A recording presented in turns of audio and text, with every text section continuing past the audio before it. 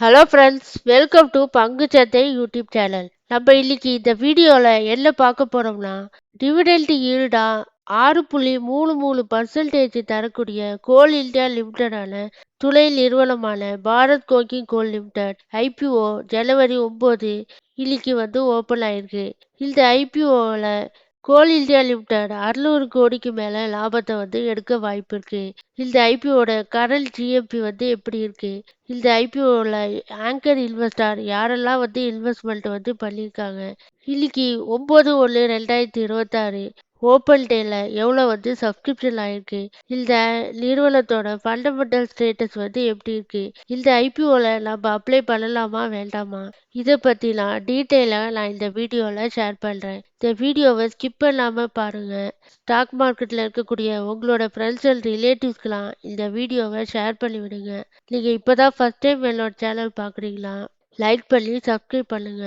இப்போ வாங்க நம்ம வீடியோக்குள்ள போகலாம். நான் இதுக்கு முன்னாடி அம்புஜா சிமெண்ட் மெர்ஜர் பற்றியும் ஐடிசி டவுன் ஆனது பற்றியும் கோல்டு சில்வர் பற்றியும் டீட்டெயிலாக 3 வீடியோ போட்டிருக்கேன். அந்த வீடியோ பார்க்காதவங்க பார்த்து செக் பண்ணுங்க.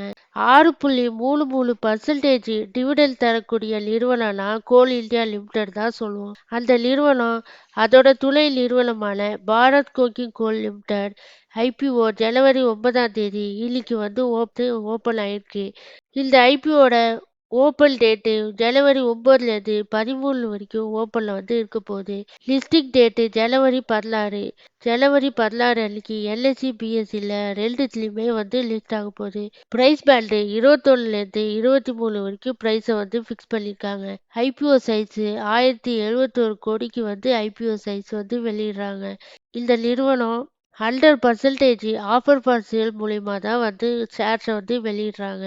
ஃபர்ஸ்ட் ஆஃபர் ஃபார் சேல்னா என்னன்னு நான் சொல்றேன். ஆஃபர் ஃபார் சேல்னா கோல் இந்தியா நிறுவனத்தோட ஷேர் ஹோல்டர் ஷேர்ஸை தான் பொதுமக்களுக்கு வெளியிடுறாங்க. இவங்க புதுசா எந்த ஷேரும் பொதுமக்களுக்கு வெளியிட போறதில்ல. அதனால இதுல வரக்கூடிய லாபம் முழுமையா பார்த்தீங்கன்னா கோல் இந்தியா நிறுவனத்துக்கு தான் போய் சேரும். இந்த ஐபிஓ மூலம் கோல் இந்தியா நிறுவனம் 600 கோடிக்கு மேல லாபம் எடுக்க வாய்ப்பு இருக்கு. கோல் இந்தியா லிமிடெட் நான் வீடியோ எடுக்கும் போது 9/1/2026 அன்னைக்கு 1.26% வரைக்கும் டவுன் ஆகி அதோட ஷேர் பிரைஸ் 419.9 ட்ரேட் ஆயிட்டு இருக்கு.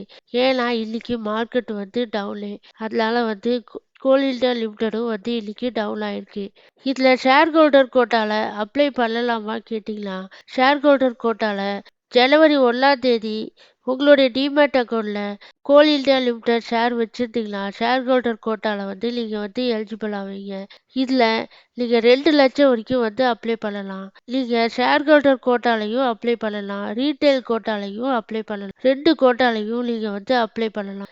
பாரத் கோக்கிங் லிமிடெட் ஐபிஓட ஜிஎம்பி பார்த்தீங்கன்னா கடந்த 4 நாளா டவுன் ஆயிருக்கு. அதாவது 58% ஜிஎம்பியில் இருந்தது. இப்போ இன்னைக்கு 9/1/2026 அன்னைக்கு பார்த்தீங்கன்னா 47% ஜிஎம்பியில் ட்ரேட் ஆயிட்டு இருக்கு. ஆனால் இன்னைக்கு ஒரு 10 ரூபா ஜிஎம்பி இன்க்ரீஸ் ஆயிருக்கு. ஜனவரி 9 2026 இன்னைக்கு சப்ஸ்கிரிப்ஷன் ஸ்டேட்டஸ் பார்த்தோம்னா ஷேர் ஹோல்டர் கோட்டால 2.25x சப்ஸ்கிரிப்ஷன் ஆயிருக்கு. ரீட்டைல் கோட்டால 2.1% சப்ஸ்கிரிப்ஷன் ஆயிருக்கு. இதுல ஆங்கர் இன்வெஸ்டரான பார்த்தீங்கன்னா எல்ஐசி 78 கோடிக்கு இந்த ஐபிஓல இன்வெஸ்ட்மெண்ட் பண்ணியிருக்காங்க. அடுத்ததா நிப்பான் இந்தியா ஸ்மால் கேப் ஃபண்ட் 40 கோடிக்கு இந்த ஐபிஓல இன்வெஸ்ட்மெண்ட் பண்ணியிருக்காங்க. அதுக்கு அடுத்ததா நிப்பான் India power and infra fund 34 கோடிக்கு இந்த ஐபிஓல இன்வெஸ்ட்மெண்ட் பண்ணியிருக்காங்க. அதுக்கு அடுத்ததா பந்தன் ஸ்மால் கேப் ஃபண்ட், இந்த நிறுவனமும் 75 கோடிக்கு இந்த ஐபிஓல இன்வெஸ்ட்மெண்ட் பண்ணியிருக்காங்க.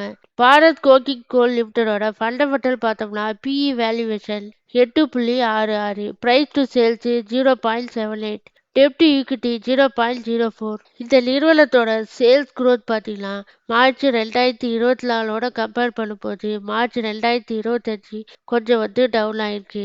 நெட் ப்ராஃபிட்டும் பார்த்தீங்கன்னா டவுன் ஆயிருக்கு. கம்பவுண்ட் சேல்ஸ் குரோத்ல டிடிஎம்ல -3% வரைக்கும் டவுனு, ப்ராஃபிட் குரோத்தும் -20% வரைக்கும் டவுனு. ஆனால் ரிட்டர்ன் ஆன் ஈக்விட்டி பார்த்தீங்கன்னா லாஸ்ட் இயரில் 21% வந்து ரிட்டர்ன் வந்து கொடுத்துருக்கு. கம்பெனி ஃபினான்சியல் ஸ்டேட்டஸ் பார்த்தோம்னா 31 மார்ச் 2023 கம்பேர் பண்ணும்போது 31 மார்ச் 2023லேருந்து 30 செப்டம்பர் 2025 படி பார்த்தோம்னா அசட் வேல்யூவேஷன் வந்து இன்க்ரீஸ் ஆயிருக்கு. ஆனால் total income, profit after tax, எபிட்டாலாம் வந்து குறைஞ்சிருக்கு. நெட்ஒர்த்து 30 செப்டம்பர் 2025ல் 5830 கோடி வந்து நெட்ஒர்த் வந்து வச்சிருக்காங்க. ரிசர்வ் அண்ட் சர்ப்ளஸும் வந்து இன்க்ரீஸ் ஆயிருக்கு. இந்த இன்ஃபர்மேஷன்லாம் நீங்களும் நல்லா அனலைஸ் பண்ணிட்டு இன்வெஸ்ட்மெண்ட் பண்ணுறதுக்கு முன்னாடி உங்களுடைய ஃபினான்ஷியல் அட்வைசரை கன்சல்ட் பண்ணிட்டு இன்வெஸ்ட்மெண்ட் பண்ணுங்க. ஏன்னா நான் ஒரு செபி ரிஜிஸ்டர் அனலைஸ் கிடையாது. இந்த இன்ஃபர்மேஷன்லாம் யூஸ்ஃபுல்லாக இருந்துச்சுன்னா என்னோட சேனலுக்கு லைக் பண்ணி சப்ஸ்கிரைப் பண்ணுங்க. நன்றி, வணக்கம்.